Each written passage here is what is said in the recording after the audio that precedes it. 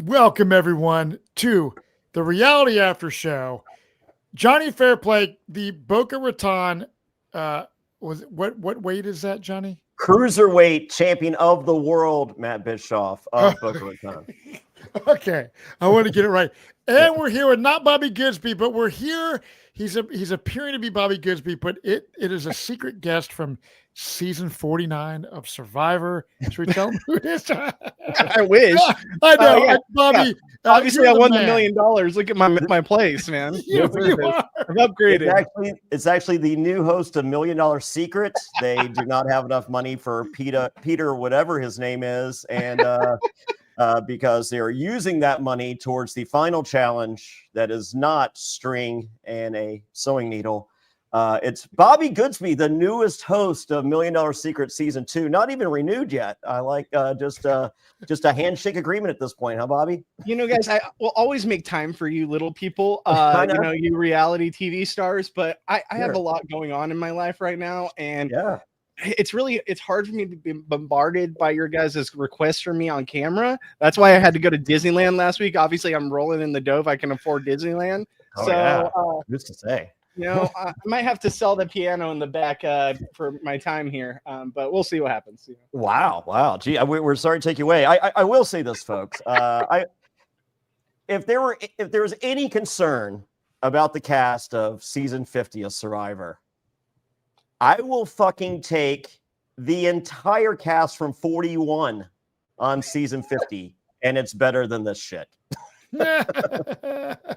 Okay, can we all discuss, is this the worst season of the new era? This is one of the worst seasons in the history of the fucking show. I agree. I think it's the worst new era show of all time, and it possibly of all time. Like, that's what I'm trying to say. Like, it's definitely worst of new era, possibly of all time. The likable characters are not likable. Like, Joe is Rupert, but he's getting the edit of Rupert actually on the fucking island. I mean, obviously we're going to put like 39 for obvious reasons in the bottom. We're going to put. I got 39 ahead of this. I mean, 39 gameplay wise is much better than this. 39 for other reasons is not. With the greatest speech ever for the first half, the lightning strikes and then he shits himself. Don't get me wrong. Janet, the fire queen. It has nothing to do with like the season. It has to do with what happened on that season. But Ghost Island is better than this, in my opinion. I mean. Sure. Shoot, I would take. Oh man, I'm trying to think. I'll take one of those Cochrane seasons that I didn't watch. I was just gonna say that too. I was trying to Which one were you on, Matt? I was on Caramo, and the one Cochrane won, the one you did not see. Yeah, well, no, we watched it for the watch along, and that was the first time I saw it, and I was just like, wow, I'm glad I didn't watch this. Well, so what are your guys' main beef? So, like, I have been trying to be optimistic about new era stuff because there was a time where I literally hated podcasting. I was like, this sucks. The season is awful. Like, I got a podcast about this shit. Come on. But I really like the cast of 48. Yeah. I like the characters. I'm disliking the lack of people making moves and how predictable it is. I'm like, come on, please, for the love of God, Mary and Mitch and Kyle, just vote out Joe. And I like Joe, but vote him out, dude. Vote him out. Like, make some exciting TV. It's like the guy at my work today is like, who do you think is going to get voted out tonight? I'm like, probably Mary, because the 4 strong are going to go all the way. And that's just what makes it boring. Now, if you're playing the game, if I'm Joe and even I got this strong bond of muscle bound athletic people, of course I'm excited to, make that kind of alliance work. Well, but as Nipple a viewer, Guy it doesn't just makes like it. Nipple Guy's standing up in protest. Oh, dude, yeah, Nipple Guy was. What the fuck? I liked this cast a lot up until about 2 weeks ago, and now this season's been so bad that it's making me second guess how I felt about this cast. Like, let's be real. Like, this cast seemed great, but now we're watching it, and each week it's like there's a bunch of buildup of, oh, something's gonna happen. You guys, let's people on the bottom. Let's do something about it. Let's do something about it. Let's do something. The whole episode was let's do something about it, and nothing gets done. Well, no, we got it. We got a one little thing on the end. It's like, or we'll, it's just like, oh my God, please stop. So, no, I think this season is potentially great if it's two tribes, Say plays, like doesn't do the Say show, like makes a fucking friend, plays the game, and not all, but some semblance of the strong four, or they, like, just go back and forth. Like that's television. Australian Survivor would never do. I have never seen pagonging on Australian Survivor. Yeah. I mean, Australian Survivor likes to throw in a twist whenever their main character is in trouble. So that, but their main character is not in trouble. Yeah, no, I get it. It just seems to me, when Australian Survivor will all of a sudden throw in, there's no tribal tonight, instead we're going to play this game. It's like, oh yeah, you did that because Simon was going to go home, or King George was going to go home.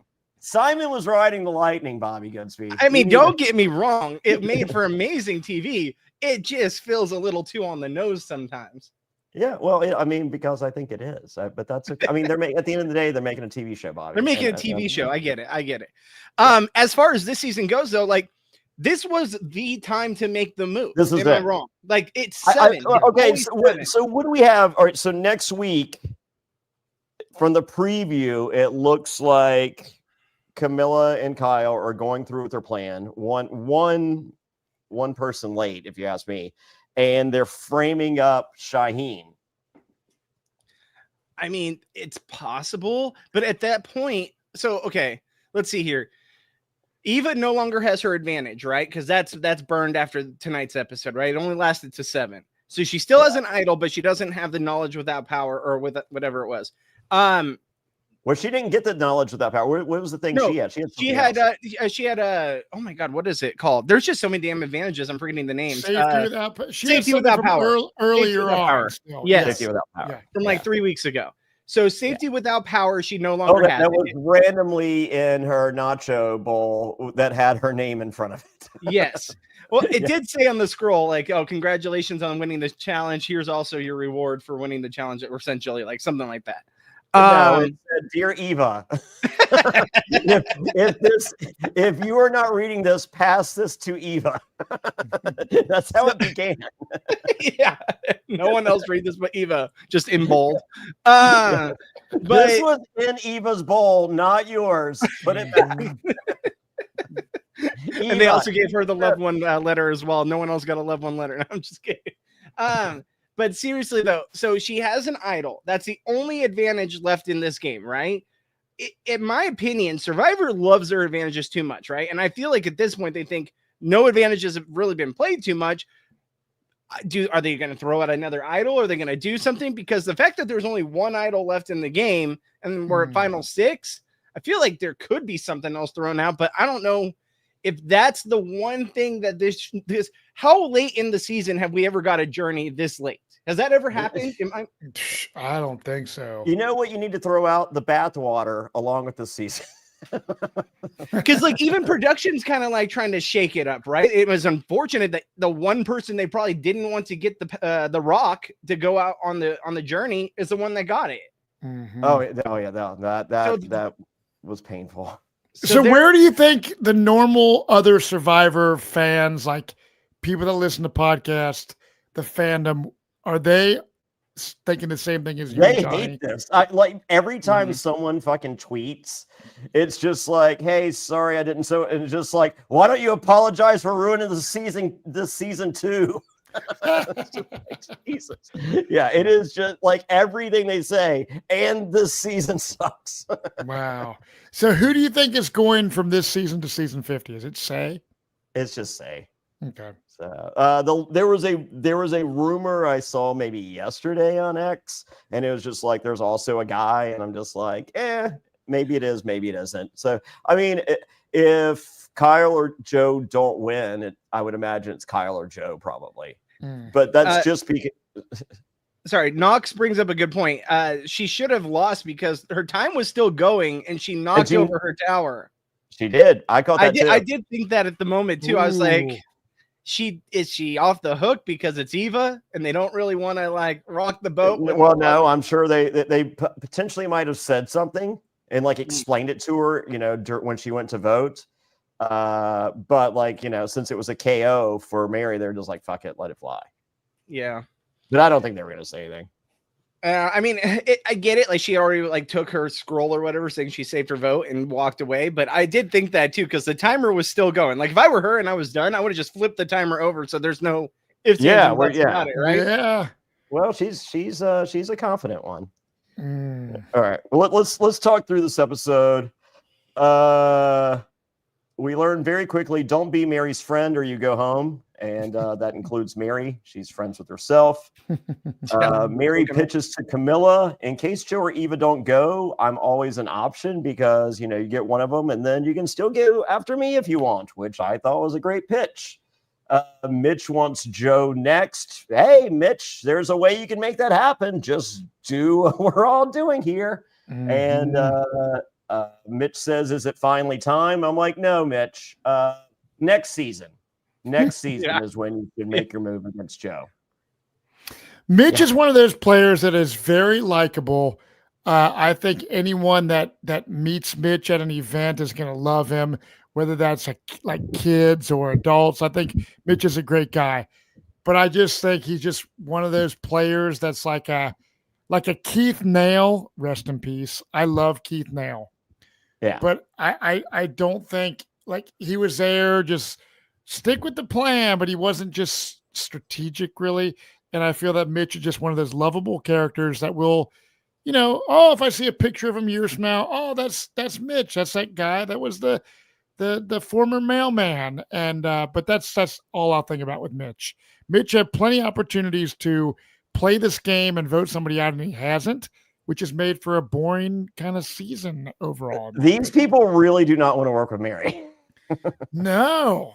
And props to Mary. Big takeaway. And I met Mary. Mary is wild, like literally insane. Probably my favorite person from this cast. No contest. But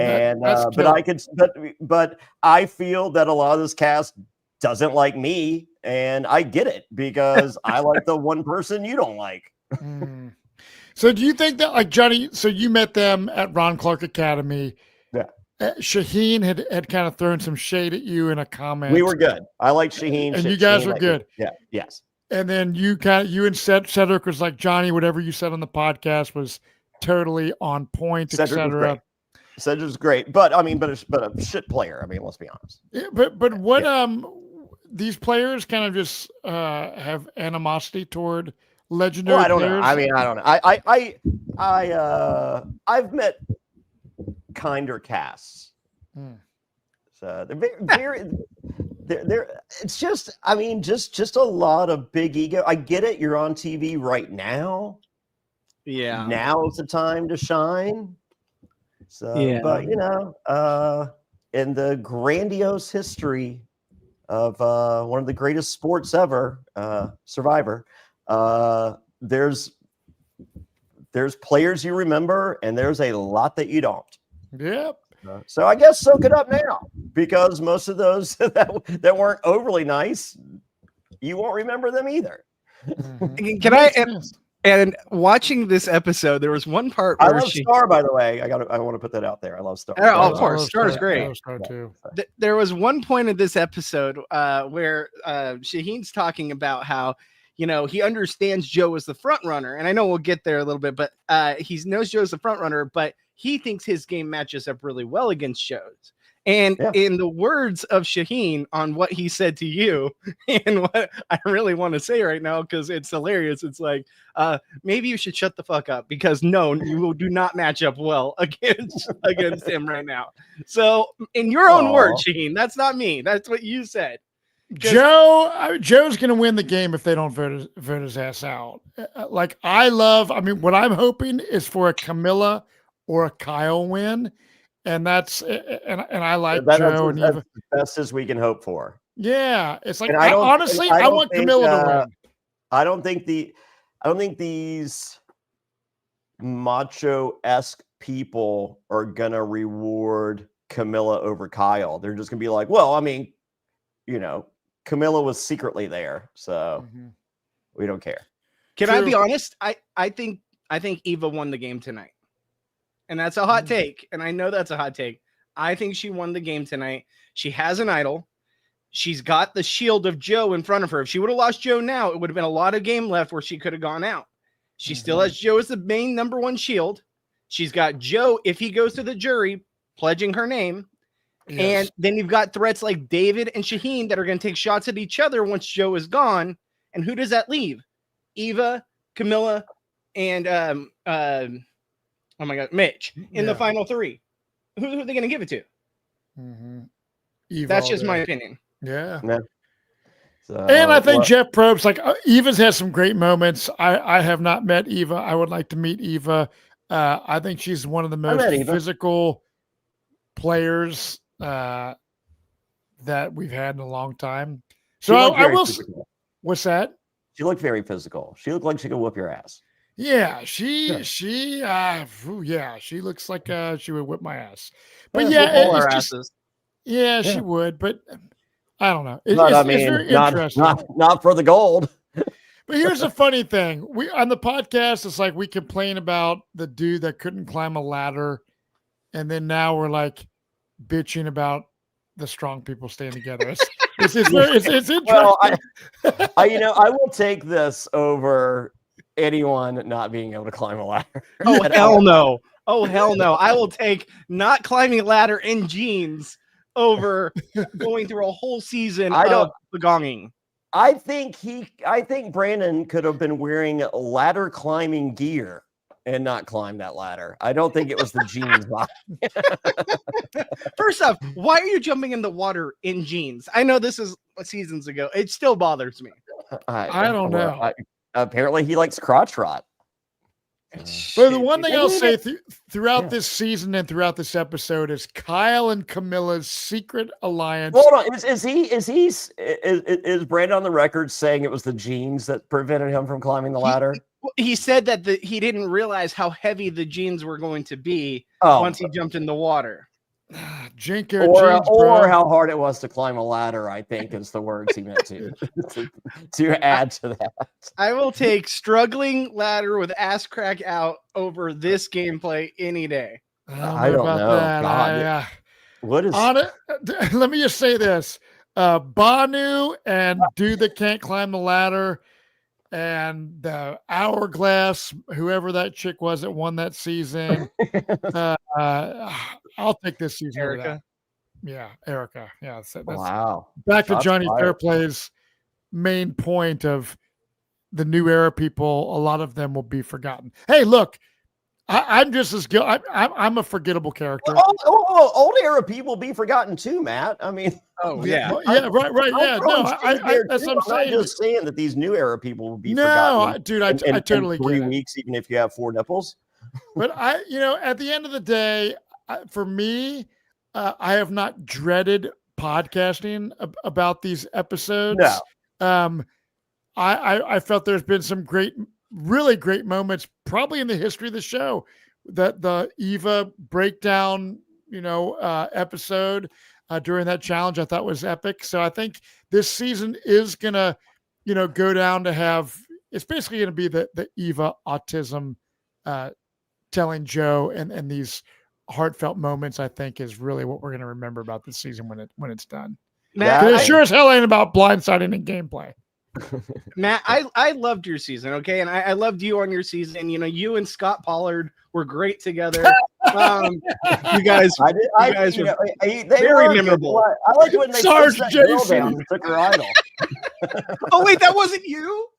Oh, that was Kyle Jason. I'm so sorry. Sorry. No. Matt, don't you? Well, they didn't show it, but Matt Snow and Matt Bischoff. You guys are so stupid. Mike Snow. Well, they were talking strategy. It was lots of strat chat, dude. Bobby. They didn't have 90 minutes back then. Man, I'm so forgetful. Kyle Jason's Timu, Matt Bischoff. So, wow, shots fired. So, well, Joe locks in Kyle in the 4, and Kyle was questioning things. I'm like, oh, here we go. Mary pitches Kyle, and he's like, you never know. And I'm like, yeah, you never do. And at this point, Mary eats the last coconut. Eva doesn't like it. I like that Eva doesn't like Mary eating the last coconut. Mary is great. I don't blame her. Like, screw these people. They're all telling you to your face you're not going home. No one's agreeing to work with you. It's obviously been proven on this episode and last episode. So screw them. Eat all the coconuts. Who gives a shit? Yeah. And Camilla doesn't like Mary's lack of coconut etiquette. But Mary's just like, y'all ain't taking me on the reward. What happens later? It's fucking sushi and you can't take Mary on the reward? You dickheads. Dude, out of all rewards, like sometimes I'm like the food choices, I'm like, I really wouldn't want peanut butter and jelly and coffee. Like, but fucking sushi, dude. Oh, come on. Like sushi, chicken teriyaki. Yes. I want to go about it. I'd be about peanut butter and jelly at that point. You guys have been there. You're starving, right? Like peanut butter and jelly. I still don't want peanut butter and jelly. Yeah, I would eat it, but like the sushi is I think one of the greatest. Okay, at what point does a hunger it's there, but it's not as bad? At what point? I know, Johnny, you didn't really have trouble because you went on like every reward, but every reward, but two. So Matt. I mean, I was starving, and I will tell you this: when we switched tribes and we went over to the Bacall Beach, they had won a reward where they had like barbecue sauce and like mustard and shit. So literally, just taking a little thing of barbecue sauce on a piece of rice was like the greatest fucking thing on the planet. Yeah. So any little thing out there, and these people are not getting food like previous seasons have. We won the spice rack to because like we won steak and lobster and a spice rack and a grill table deal.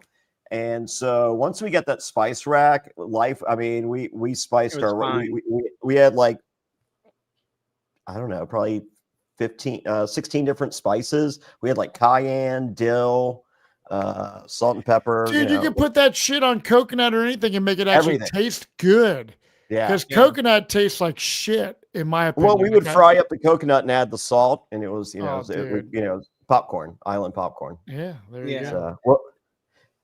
Mary pitches. Kyle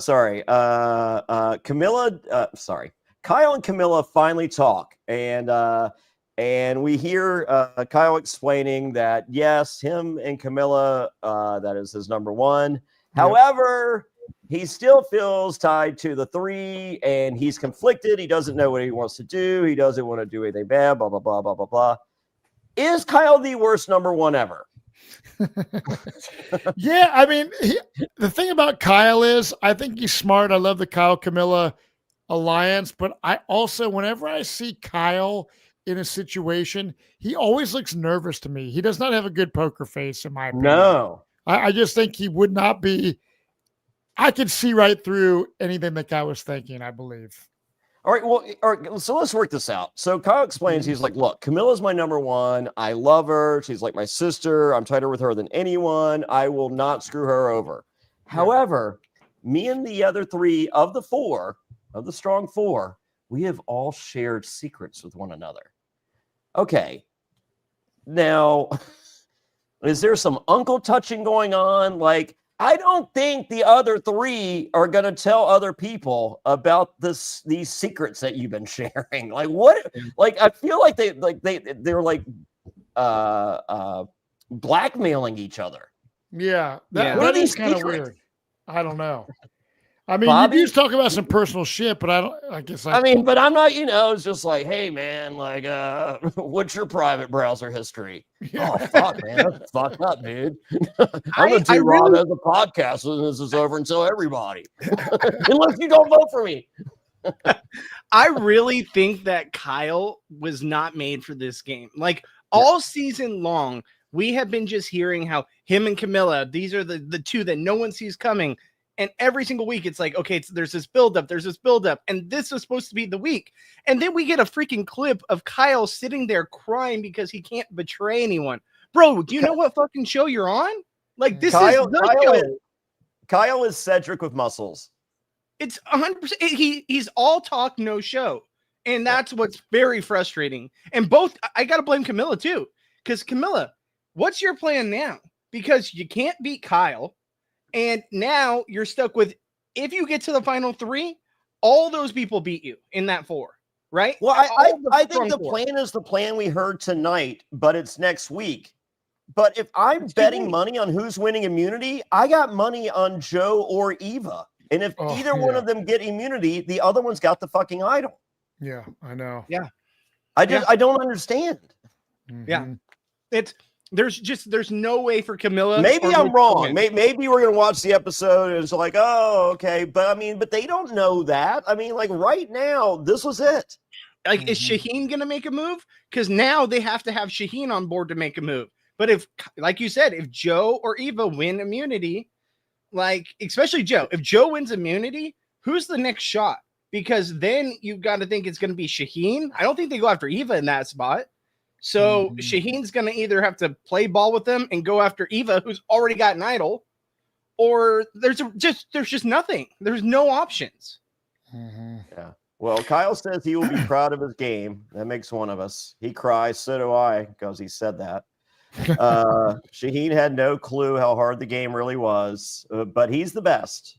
But that you haven't seen it. We did not get it in the edit, and I'm guessing the other contestants he's playing with didn't get that intel as well. But he's playing the best game. Yeah, he did say it is much, because it is like, it's like you go, and Johnny, you've trained for these shows, and maybe I have to right now for the challenge. Train for when I'm defending the Boca Raton Championship Wrestling Cruiserweight Championship of the world. You got to train. You do. Johnny, are you gonna get any more? Are you gonna get any more tattoos on your body? Yeah, I'm getting a. I'm gonna get. So I have something here. I'm getting right here. I'm gonna get like a pinball and flippers. Cool. Like a pinball and a flipper. And for those that don't know, Johnny is terrified of needles. So when he gets tattooed, that's a big deal. Yeah. Oh, you know what? I got something. You want me to do a quick show and tell? Yeah, of course. I thought he was gonna get a peg right here. Yeah. It'd be perfect size right there. Oh yeah. Oh, that's sick. That's dope. Todd Herzog special. And it's got all the shows I've been on. Who did you get that for yourself, or how did that work? So I had one of the first ones ever, and it was my Micronesia outfit, and it was just the Pop Funko and nothing else. Yeah. So I reached out to Todd. I was like, "Hey, everybody else has shit. Mine don't have shit. Can I have some shit?" Yeah. And he was like, "Yeah." He goes, "Yours is one of the first ones I ever did. Send it back, and I'll put." And then when he goes, "Can I do old school Jonny Fairplay instead of Micronesia?" I'm like, "Dude, dealer's choice, whatever." And so I think this is the coolest thing ever. Dude, that fucking rules. Really cool. We got the grandma tombstone in there. That's unbelievable. I need to reach out to him. There's one. This guy here in Cincinnati has a Funko Pop of me that he had Todd make. That's probably the one and only. I would love that. I have Camo and Torch, Camo and Flag. My outfit still. I cherish that shit. You have a full display in your house. You need to have that. I know. Yeah. I do. I know. Matt, I'll get you a nice wrong one. It'll be perfect. Yeah, it'll be perfect. It's you and Scott Pollard right there. Him and Scott Pollard. Were you bedside with Scott Pollard when he had his big operation? I was. I actually, in all seriousness, I played the Durham Warriors Survival Challenge with Sarge Jason at Bob Crowley's place in like 2015, maybe. And he gets a lot of hate because he allegedly pushed a girl out of the way to get an idol or whatever, but Sarge Jason's allegedly they didn't CGI it, man. Yeah, I love the fact we have Sarge Jason here co-hosting the podcast, and he's kind enough to wear headphones so I don't see those stupid gauges in his ear. Dude, I honestly, Sarge Jason and I got along very well. You get along with everybody, Matt. Yeah, I had fun as shit playing with him, but he does get a lot of hate. All right. Well, guess what? It's time for the boys to go spearfishing because nothing else is happening this episode. Let's just have a little fun. I'm guessing this took place like 5 days prior. They were just like, dude, they're like, we got that footage of them spearfishing. Did anyone? Kyle got like an aquarium. Good enough. Let's fucking roll that B-roll. Yes. I was thinking, Johnny, about all the times you've talked about Rupert fishing on Pearl Islands, getting the littlest fish ever. And but Mitch did see Rupert's the baby shark, but he didn't see the mama shark. Arrgh, I'm Rupert. But yeah, and right after this, did you hear that? what's that? The one board has Rupert on there for 50. Oh, really? That doesn't. I'd imagine he's not calling anybody, or if he does call anybody, it's just Stephanie LaGrossa. So, well, then she'll tell everyone. Well, I'll just like for pregame alliances, you mean? Yeah. Rupert's not really friends with anybody. Yeah, well, there you go. Yeah. Well, after this, that's the thing. Well, guess what? Eva's sleeping, Matt. You know why? She has no fucking worries whatsoever. Yeah. She was in the hammock. She was. Yeah, the hammock. When I heard her say that, I was like, I had to rewind it again just to make sure I heard that correctly. Like, yes, that's what they call it up there. They call it a hammock? They call it a hammock. I've never heard that in my life. That it's the northerner, like Michigan, Wisconsin. What do you guys call it? Is that a thing, Matt? Is that what you call it? No, I would call it a hammock. Yeah, a hammock. Mm-hmm. That's how I call it. Yeah, like a nice sandwich. Yeah. And I used to have a hammock in my backyard in between two trees, so I would call it a hammock. But yes, so when you go to Piggly Wiggly, you can get some ham hocks. There you go. But not a hammock. But so we see this boat come to the beach. Yeah, who doesn't love a journey? Oh wait, me. I hate it. Yeah, Journey at Final 7. Yeah, Journey at Final 7. They decide to draw rocks. And is this where they draw the rock? Yeah. Well, no, they could have chosen one person, and Mary was very hip to go. Yes, and but that would make good television. Once she wanted to go, everyone wanted to go. So, all right. So listen, Matt. There is no one worse than Eva getting this. Yeah, right. Yeah, I know. No, the worst for the TV. Yeah. Well, we're making a television show, Bob. Like if I'm producing that and they pull the rod, I'm like, we didn't get it. Can you guys do it again? And what sucks is we had a 50-50 shot of Mary grabbing it because it was down to Mary and her. Yep. And Mary just grabbed the wrong one. Like, what a difference in this episode. Could there have been? And Eva tells it, she goes, hey, just in case you were wondering, I grabbed the last rock. So for those of you at home going, were we one away from good TV? Oh yeah, we were. We were one away. So fortunate. Eva goes on this deal where she lands on the beach and she goes into the jungle because there's a sign that says, come play this game in the jungle. Welcome. You lose your vote immediately. What's that? Welcome to the jungle. Welcome to the jungle. We got fun and games. Are you going to go see Diamond Dave when he comes to Cincinnati? Probably not, but I have like shitloads of concerts that I'm going to. Johnny, I messaged you back on Instagram about the Billy Corgan show. Billy Corgan Vanity Project, yes. I'm going to Cincinnati. I know here's Cleveland. The best way to hear these songs without those other people. I wrote them. They're all my ideas, and it's all me. And I'm like, wow, Billy, that's a hot take. Yeah, dude, it is. It is. I mean, I might make my way that direction for that, and I'm thinking about Diamond Dave. With Mark where's he Ford. playing? Riverbend or something? Like Bogart. I don't know. Let me. Is he playing Bogarts? Okay. I don't know. I know he's played quite a bit. I've been seeing a lot of shit about Diamond Dave online. David Lee Roth, for those that don't know who Diamond Dave is. But back to this challenge, Eva has to stack like while standing on this platform and balancing this spinning kind of thing. With their feet, she has to build like a stack of cards, but they're like tiles. And you have to stack 4 rows high and either leave it and you get your vote back, or if you choose to gamble, you could get some other shit. But it was kind of anticlimactic because she would have done what I would have done. There is no fucking way after seeing her do the first 4 rows that I would try to do 8 rows on that.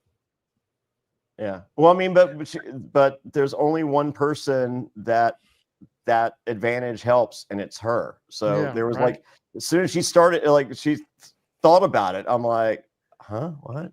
Yeah. Why even trying to gamble? Yeah. No, I hear you. So that was. Sorry. Go ahead, Bobby. Go. I saw there being no reason for her not to play this through. There's zero reason for her not to, right?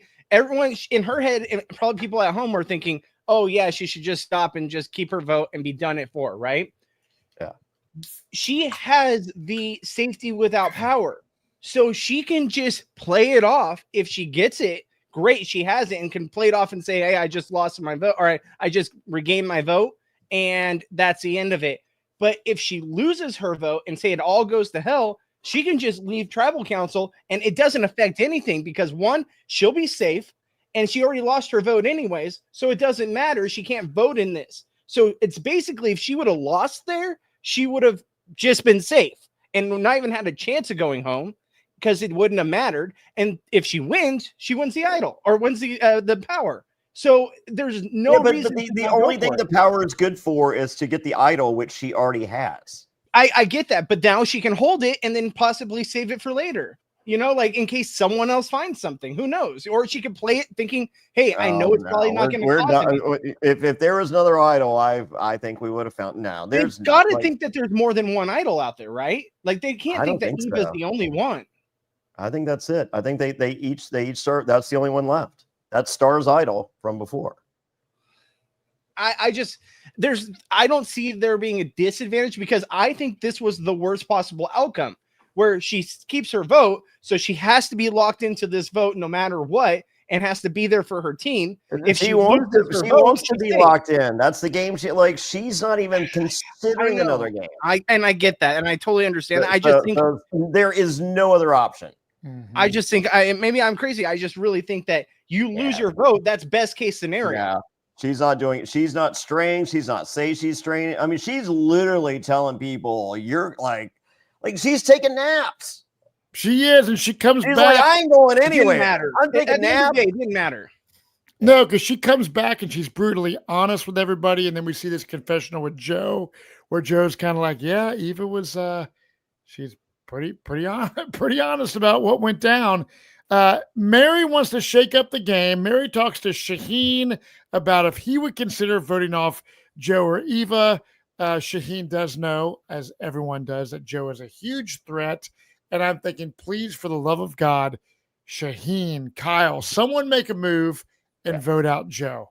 Because otherwise, it's just like, come on. Because like you were saying earlier, Bobby, they built this episode up in a scenario that something big could go down, and it's just like, wah wah. My clue was, so this episode was the build up to make the move, and there's no move. If it is Joe, we get a lot more Joe this episode. We get half as much of the same conversation 6 times, and then and that's replaced with Joe just us showing us how great Joe is and how if he went home it would be the worst thing ever. And I'm just like, or the best. Well, and like you got our boy Philip here saying editors were like looking at the cast like got fun betrayal. Like it's true. Like they were begging for it. And I knew it wasn't happening. I instantly knew before Tribal it wasn't happening because not once in the episode did we get the 4 people that were meant to make the flip talking together. It was all individual pairs or person by themselves. Even Shaheen, we got no real Joe airtime. When Joe, if Joe goes home, we're getting half an episode of how great. Let us show you how great Joe is. Mm-hmm. And we got like 2 minutes of Joe, and I'm like, Joe ain't going nowhere. No. Yep. That's speaking truth. So we go to the immunity challenge. We have to push a wheelbarrow over obstacles, and then you're carrying like you're balancing a vase on that. Then you have to, and sometimes 2 vases, Matt. Yes, 2 vases with curbs. Yeah, with curbs and balance beams and zigzags. And then there's a puzzle. You have to make like an archway puzzle. So it was funny because the phrase was unforgettable, which is supposed to be from either side. So as a viewer, we're watching and we're seeing the one side being completely different than the word unforgettable. And then Joe, of course, thinks he wins. But we don't think it was gut fun betrayal. And betrayal was B-R-A-T. Like betrayal was spelled so fucked up. I was like, what in the world is he thinking that word is? I mean, I guess you're trying to, like, in the moment, you're stressed out, trying to think of any word possible. But did you ever see that Kyle, movie? Did you ever see that movie Midnight Madness when you were a kid? I did not. It used to come on HBO like nonstop. Like we grew up at the same time. It was Midnight Madness. Anyway, they had this word scramble, and the guy goes, "Fagga beefy." He goes, "Yeah, it's fucking fagga beefy." Yeah, what kind of word is that? Oh, dude, that's I don't fucked remember up. what the real word is now. Like now, whenever I see a word scramble, I always go fagga beefy. Yeah, I mean, because Joe is like, oh God. Yeah, Camilla wins this challenge, which I love because I love a good underdog story. I love that a non-physical player won reward. Just goes to show you that even if you're big and strong like David or Shaheen or Joe, that's not going to win you every challenge. And it also goes to show, Matt, if you too want to do the fan version of Survivor, season 49 is playing right now. Just jump on out there. Yeah. Oh, wait, is that not what it's? Sorry. Remember the days when not everyone could win a challenge. Yeah. Yeah. I love how I think those days will be repeated next episode when either Joe or Eva wins because they're the two strongest people there. Well, I love how the cast still doesn't take a shot at Joe when he's won the last week's idol or last week's challenge and then immunity challenge, and then has won multiple since then. He was literally went from got fun betrayal spelt terribly to being within inches of just turning a block sideways of coming back and winning that challenge. It wasn't sideways. So one side was white, one side was black. Yes, he just did reverse, right? Yeah. So how like clearly this guy is the biggest threat. Regardless if he's game threat, physicality, and challenge threat, he's the biggest threat out there. And they're paying much more attention to this after Ben had immunity with the eye upside down. Yeah. Yeah. Well, and they changed the whole game completely during that season. So, you know. We don't talk about that part. Hey, but you can vote on it. Hey, did everyone love it? I love the fact that everything that Jeff is allowing people to vote on, people are saying, fuck no. Every fucking new idea we fucking hate. You know what's great, though? I actually look forward to that more than I look forward to this actual episode, where I'm like, all right, I can't wait to see what this week's ideas for 50 are going to be from Jeff that are completely in the gray. It's not black and white. There's just so many gray to what they're asking us. Like, oh, should we make it more challenges or more twists or less twists? Well, no, Jeff, we want there to be twists, but we don't want to be overblown with twists. So there's a gray area there that you're not allowing us to vote. No. I want twisting and shouting and more songs like Fried Chicken and Waffles. I can't. So for those of you watching, I have a video coming out this week. I've been working a lot on. It's going to be from episode 10 and 11. It's going to have to do with both. I can't wait to put it out there. These guys have seen a sneak preview of it, just a little clip of it. It's going to be really good. It's something I've been working hard on, and that is going to be a big part of the final cut. So just wait for that. That will be out this week within a couple of days. There you go. And yeah, I have seen it. Wayne Memmott has seen it. Johnny has seen it. So I cannot wait. But Camilla, when she wins immunity, she also gets to choose who goes on reward. So she chooses Mitch. She cries because she won immunity. And I'm like, all right, I will allow a Camilla cry right here. Me too. Yeah.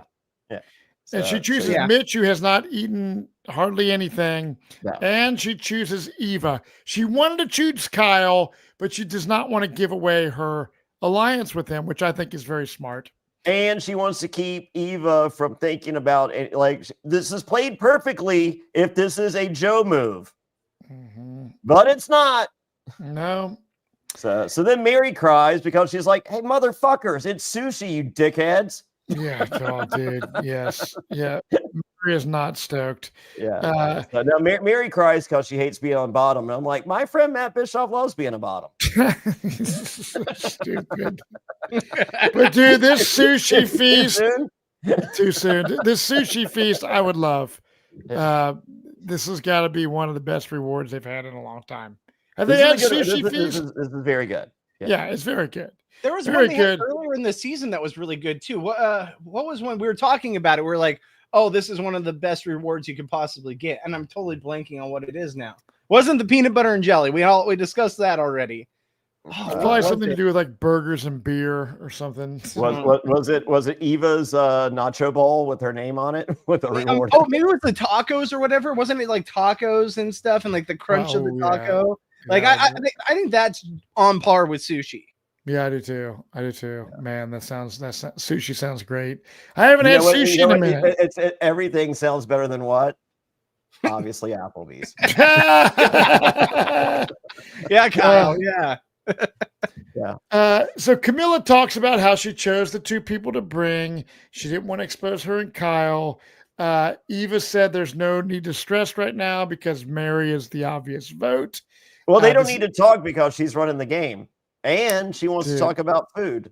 So, she does. And even though she doesn't want to strat chat or talk anything, she does mention, she's like, and you guys are all aware that the final two are me and Joe. All right, cool. As long as we got that, we're good. Nice din-din. Yeah, perfect. Vote accordingly. Yeah, and they follow suit. And they're like, you're right. Why would we ever want to try to win this game? No. Yes. Can we do a split vote and split the money, Jeff? Is that okay? Can Eva and Joe just split? Oh, cool. All right, we can do a split. We're good. Is it crazy to you guys that we're seeing this like on season 48 that they're letting this happen? No, because like this is early Survivor when people didn't know the game. Like that we have gone full circle. We are now new era. We don't know how survive. Like we just understand beware advantage, and pretty much that's it. Let's be real. This is Jeff Probst's wet dream of a season, right? Like the big, strong competitors are getting to the end and no one's able to take them out. And oh my God, these big, strong guys and women, they're going to get there and they're going to get there based off their social ability and their likability and the fact that they stick together. That's Jeff Probst 101. Like this is Jeff Probst's wet dream only under a Republican president. He has a different dream under a Democrat president. Look at the eras. With the Republican president, the strong four, he's all in. I'm totally I'm totally blanking on the name. Keep talking. I'll bring it up in a second. No, we see here the thing I like is Mary throughout this whole entire episode is not giving up. She's talking about doing some Russell Hand shit. She's trying everything she's gonna do. I think Mary is a great player. I just think she's on a season that's like her backs have been against the wall. And Mary is a lot, and I think Mary is too much for these. Real quick before that, Camilla asked the viewer, "Is now the right time?" No, Camilla. Next season is the right time. Maybe 51. Who's to say? Don't rush it. Now's not the time. Kyle tells Camilla he's a lawyer because we can't keep secrets. I mean, oh my God. Don't ask the four about the secrets they got on each other. Ooh, you think I would have kept I would have kept the lawyer thing to myself if I was. Well, Kyle. Here's the thing. I know so many fucking broke lawyers. I just don't get it. It's 2025. I know more lawyers without money than with money. Jake from 2 seasons ago, broke lawyer. I love Jake. I love Jake, but he would even say Kyle by not making a move tonight. Broke lawyer. Broke lawyer. Yeah. Now, what I was going to say was, didn't Jeff Probst? I can name 2 broke lawyers from Survivor in the last 3 seasons. Didn't Jeff Probst famously say Cagayan was not going to be a good season, or like before the season was like basically kind of writing it off as like a mid-tier season? He has no read.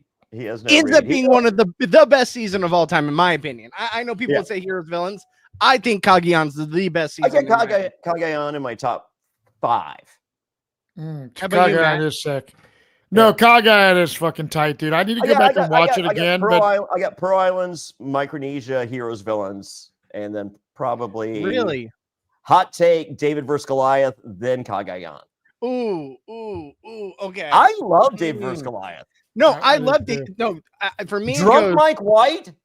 Yeah, for me it goes Cagayan, Heroes Villains, David versus Goliath, Millennials versus Gen X, Pearl Island. That's my 5. Oh no, top 5 seems like a diss. I love Takao. Millennial Gen X. I know people hate on that season. I love Millennial Gen X. I think Who it was won one of that the one? Adam. Adam Klein. Yeah. Yeah, he played the podium as an idol. Yeah, I can't remember that. Well, that was during Winners of War, but yeah. Again, I will say this. I think Winners at War is a mid at best tier season. I think Winners at War is mid. It's very mid. People think I wouldn't say mid at best. I just think I think it's mid. Good mid. I'd say low mid. I mean, I just like seeing the people. Yeah. Well, maybe after this season 48 is over, we'll do some podcasts where we discuss our favorites and not so favorite episodes of Survivor or seasons. The last however many seasons of Australian Survivor, those. Yes. Yes. So let me start again. My favorite number one season is Heroes Villain, or no, I thought God, yeah. Probably Heroes, Villains, then Brains versus Brawn. Yeah. Then All Stars. Then maybe it doesn't matter. I might go Brains versus Brawn 2. And then Champions versus Contenders. Now, no spoilers. I'm currently watching Brains versus Brawn 2. It's great. I think I just put it in my top 5. Out of what, 7? So it was the same. Well, okay. Heroes Villains is one of the best seasons ever. No contest. Ever, yes. Brains versus Brawn is the debut of King George. So I put that right there. Yes. And then All Stars, the Golden God becomes the Golden God. But like All Stars, which ones have I seen, Johnny? You've seen Champions versus Contenders, and you've seen Brains versus Brawn, and you've seen All Stars. Okay. All Stars. So see, the thing was, All Stars was just David dominating. It was kind of like Rob Mariano, basically on the season Redemption Island. Like that's how it felt. So it wasn't a good season, but it was a great outcome because I really loved him, David. It was pretty fun to watch. I liked him working with Matt Rogers. I think it was. Well, it was like when they got to the final 7 on or 8 on, it was kind of it kind of sucked. You know, and Moana as the emperor, I didn't understand. But his season with his first season, I think, is up there. I would put his first season in that. I can't remember the name of it. Champions versus Contenders 2, maybe 1 or 2. The one where what's his face came back and they were like a team. David and him were a team. Him and Luke, Luke, like that season was great. I loved that season. Yeah. But all those are better than the top 5 US seasons. Hey, wait for me to finish Brains vs. Bronze 2, and I'll let you know where that one ranks in. But I'm about 8. All right, Pro Islands is better than Brains vs. Brawn 2. Okay. All right. Well. All right. Okay. Mary's pulling a Russell hand. She tells Joe she's writing his name. Joe now wants a split vote because he's a paranoid motherfucker and is not acting. Hey, remember Joe Cool? This dude is the furthest thing from Joe Cool. This is Rupert. This guy ain't as nice as his fucking edit, folks. Well, I tell you, he starts to trip here in this episode because he's like, man, I don't know about all this. And so he basically, we see Kyle and Mitch.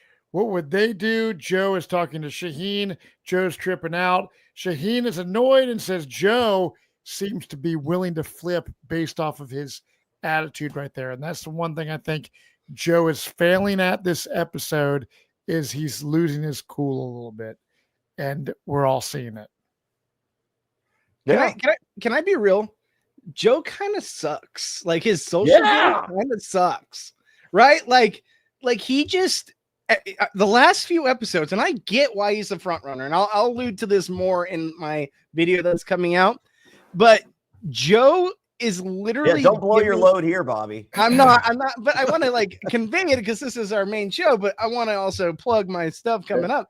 But it's get your shit in, brother. Joe kind of sucks. Like, let's be real. Like, is there a reality where Joe is just kind of so socially inept at this point that even though he is considered the front runner, that someone might slip in above him, even if he's there? Joe is Terry Dietz and Tom Westman, who would never, as long as I'm fucking alive, ever get a vote for me in a final jury. Well, I will say this. I actually really like Joe far more than Terry Dietz or the other guy you talked about. Tom Westman, the other fireman. Yeah, Tom Westman. Yeah, I'm a fan of Joe. Like, if Joe were to win this game, it would not Joe Burrow. Me. Joe on this board. Yeah, no, I know Joe Burrow. Shout out to Joe. Like, listen, I know you guys are ragging on the 48 season. Matt Bischoff from Cameo and Survivor, nicest guy, according to Jonny Fairplay, one of the nicest survivors. Joe, I'm down with you. Said, please don't judge me when we meet an event and you're wanting to strangle Jonny Fairplay and Bobby Goodsby. Yeah. But, I have nothing wrong with Joe the person. I'm sure Joe the person seems amazing. From what I've seen all season, he seems like Joe a very cool dude. Yeah. Joe, the social player that's on my television screen is what sucks. I know. He sucks. And I bet he thinks the Cincinnati Bengals suck. Yeah. He probably does. Joe Burrow, big fan of the podcast. I know, dude. Yeah, I know. Joe Burrow's classically a big fan of the podcast, so shout out to him. Shout out to Joe Burrow. But Joe is tripping out, and I was like, man, Shaheen, you guys, please make a move on Joe. They're stupid if they don't. They're stupid. You're defending Joe, and you're going, please vote him out. Like, well, I love Joe, but from a gameplay, if I'm out there, Joe is so likable. He's a threat. Get him out. You have to. You have to. Kyle, quit being a pussy. There is no. I don't think people are voicing it.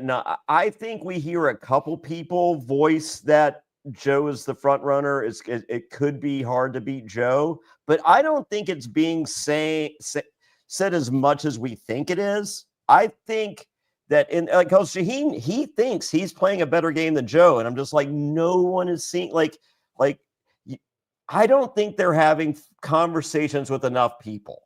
Mm-hmm. To where, because they're just like, I think Shaheen's conversation to someone is like, hey, I'm playing great, huh? And they're like, yeah, we got to get rid of Joe. Yeah, but I'm playing great. Yeah, you're playing great. And Shaheen's like, all right, I'm good. She just said I'm playing great. Yeah. Even though it was preceded by and followed by, yeah. Mm-hmm. Yeah, I mean, if they were Kyle smart, they would have got him playing out. Great. Is like, Camilla, am I playing? You're playing great. All right. Yeah. Joe's gonna win this thing. No. You said I'm playing great. We're good. That's a vote. You can win with one vote. Well, we go to tribal council, and we've obviously one final thing, Matt. Sure, this is the most important thing in the episode. Yes. Our final confessional from Kyle before we go to tribal. Kyle explains to the viewers at home, now is the perfect time to vote out Joe with him throwing out the hinky vote. But maybe now isn't the time. And I'm like, you motherfucker. Yeah. I mean, Kyle's not sure he can make this big move.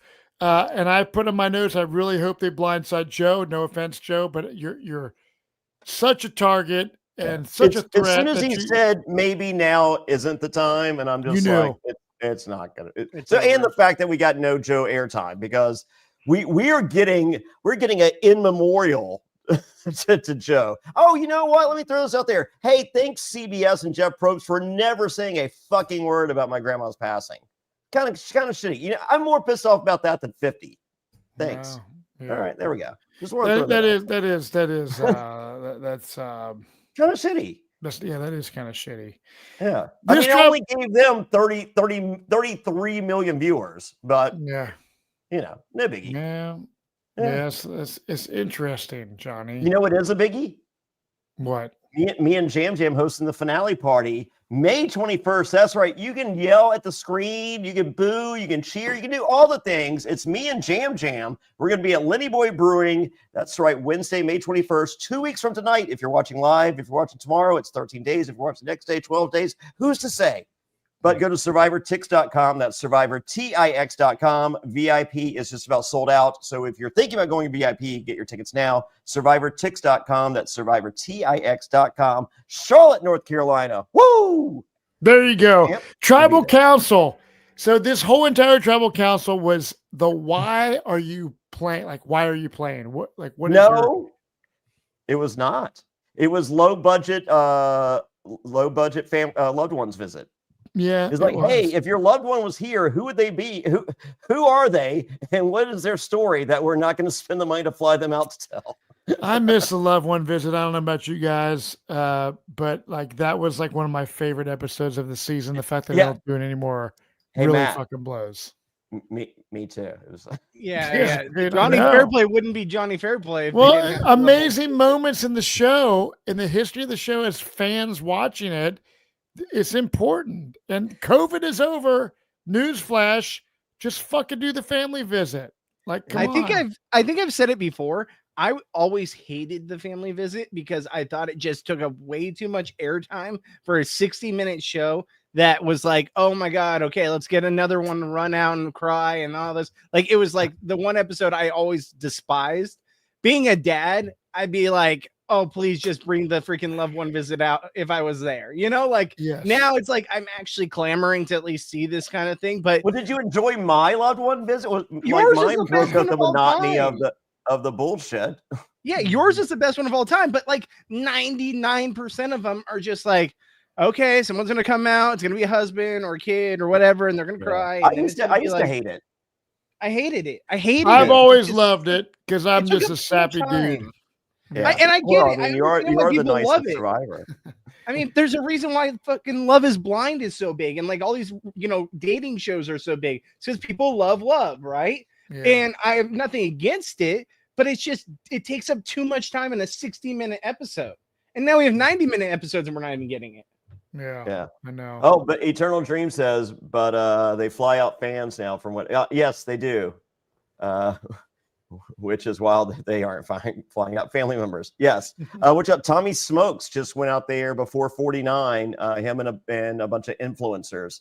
They got to do a night.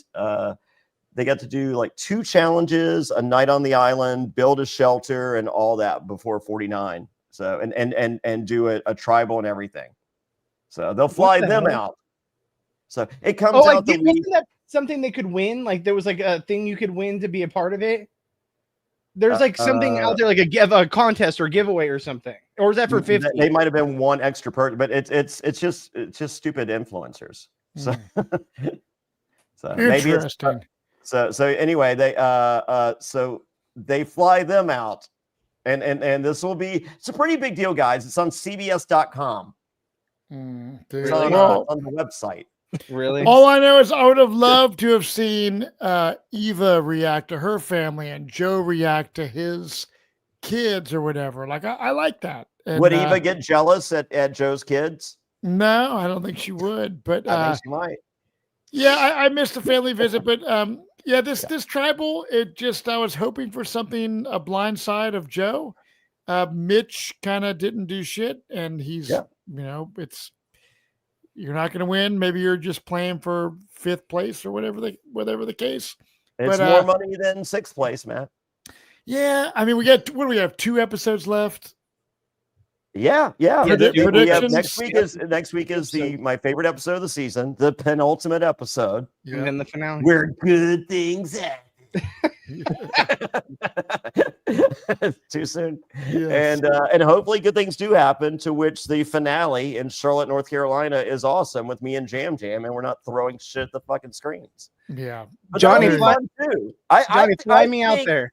I think footage of an entire room of fans booing the television would be a pretty viral fucking video. Yeah. Every time, like let's say it's Joe, Eva, and whoever in the final 3. Every time they talk, people just fucking boo. That video goes viral. But do you think that people like I said, I know I completely on the other end of the spectrum of Bobby, because I've seen your preview of your deal you're dropping on the channel, and Johnny. I like Joe. I like Eva for my own reasons. Do you think that, like I said, the Survivor fandom is like really down on this season for real? All right, well, Bobby, before you answer, think about the crowd that we had at Jax's in Hollywood, packed house for the finale, and it's this, and it's Joe and Eve are 2 of the final 3. I think they boo. I think they boo. Okay. I don't think they boo if it's Eva. I think they boo if it's Joe. Or if it's just such a predictable final three, like it's Shaheen, Joe, and Eva final three, or even Kyle, Joe, and Eva final three. I think they. But I think they cheer Shaheen. I think Shaheen doesn't win, but I think Shaheen has zero chance of winning the game. We've seen nothing from Shaheen all season. Yeah. This is the first episode where we actually got like, besides like the episode where he was talking about his family, he's talking here about like his game, and he's like, "Oh, the Shaheen, before the season wouldn't be the same Shaheen now." I'm like, this is the only Shaheen we've had all season, essentially. It's always been him as part of the alliance. Shaheen ain't winning, folks. Like, let's be real. Yeah. He's gotten no airtime. No. And it's crazy. He can talk, and you don't see like his beard and mustache is so thick. He can talk, and you don't see his mouth open. Yeah, it's pretty impressive. Dude, his shit's crazy. He's going to ventriloquism with all the money that he's not winning on Survivor. He's got the best beard in Survivor history, and it's not long. Oh, you do. Come on. But Shaheen's beard is like, if that motherfucker grew his beard for like a year, his shit would be like down to his waist. If Shaheen grew his beard for a year, he could be on the reboot of Duck Dynasty as a cousin. But thank you, Bobby, for giving me props. But Matt, you have the best beard of all time. Let's be real. Come on, like how can you had a long like freaking little ponytail? Oh, he used to have a long. Well, beard. I used to have an epic beard, a dreadlock, but now that's what it was. Yeah, but still, man, like you got to give yourself some credit. He's a shell of himself, Bobby. I actually had Jonny Fairplay's beard behind me. Hold on. And guys, I want to. Oh, where is it at? Here's my beard's on the wall. It's right there. It says I never lie. It's my beard. Jonny Fairplay is probably his fucking pubes. It's his pubes. 100%. That's his pubes. And you just showed it to all the my pubes sit 1 foot from Matt's face every Wednesday night. He has blonde all in his face and hair, and that's just brown. Dude, I have Phil from the Survivor Specialist beard somewhere. It might be out there on the wall. It's like that movie. I forget which movie it was. Oh no, it was from The League when they're all talking about he like framed the first joint that they all smoked together. And it was like, he's like, I've got it framed. It's from college. Remember, we got so high. It's like, bro, that was my pubes, and you smoked it. It's hanging on your wall. Like, that's literally what we got here. Okay, one thing before we head out of here, I just want to give a quick shout out to our boy Wayne Mehmet. He's unfortunately not able to be here tonight. It's unfortunate because I don't know if you guys knew this. He's actually on the run right now, and I'll share the clip of why he's on the run. So here it is right here. If you guys can see, this is in Cincinnati, as you can see, and he decided to stop on the freeway because he missed his exit, and trying to get over. Cincinnati traffic is known for this kind of stuff, and then it causes this right here, bam. Wow. But Wayne got out scot-free. He's on the run. Wayne's fine. He's good. Wayne's fine driving his Scion XB. Yeah, Cincinnati, gotta love their traffic. It's definitely LA traffic. Exclusive footage, Bobby. Yeah, exclusive footage. Wayne actually sent this to me himself. He said he's on the run. So he's a shout out to our boy. You know how sometimes Wayne's jokes don't land? Dude, Wayne, yes, you were dumb to drive your Scion XB and park in the middle of the parking fucking lot and get hit. It's a freeway, not a parkway, not a parking lot. But Bobby and Jonny and all of you listeners, we love you all. Thank you for enjoying the ride of season 48. Whether you love it, whether you hate it, we're here each and every week. And if you want to see Jonny Fairplay at the finale with Yam Yam, winner of Survivor, Jonny, give him the details once again. Oh, yeah. Everyone should come see this. It's going to be a fun night. That's right. It is the Survivor 48 finale, Wednesday, May 21st. Lenny Boy Brewing. That's on South Tryon Street in Charlotte, North Carolina. Me and Yam Yam VIP starts at 6:30. You get the meet and greet, autograph poster, preferred seating. 7:30 general admission. Lenny Boy Brewing is an incredible place. The last time we were there, Jam Jam was actually crowned the winner of season 44. So quite auspicious to be back in this venue. Go to survivortix.com. Go to survivortix.com. Me and Jam Jam. And you know what? Rumor in any window, there may be a puppet show. There you go. Yeah. Okay. If you've never been to a viewing party, definitely go and check it out if you're anywhere near the area, because it is a super great time. And we will see you all next week for the penultimate episode of season 48 of Survivor. Cheers, everybody. We love you and good night.